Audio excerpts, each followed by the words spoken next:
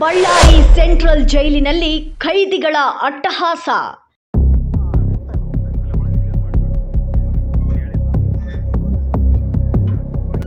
ಕರ್ತವ್ಯ ನಿರತ ಜೈಲು ಸಿಬ್ಬಂದಿ ಅಶೋಕ ಹೊಸ್ಮನಿ ಮೇಲೆ ಹಲ್ಲೆ.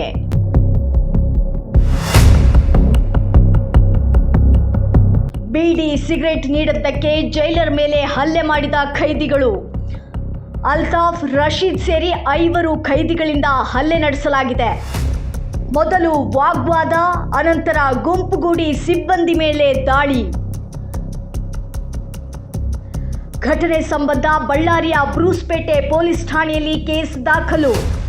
ಜೈಲಿನ ಒಳಗಡೆಯೇ ಸಿಬ್ಬಂದಿಗೆ ರಕ್ಷಣೆ ಇಲ್ಲದಂತಾಗಿರುವುದು ಈಗ ಆತಂಕಕ್ಕೆ ಕಾರಣ.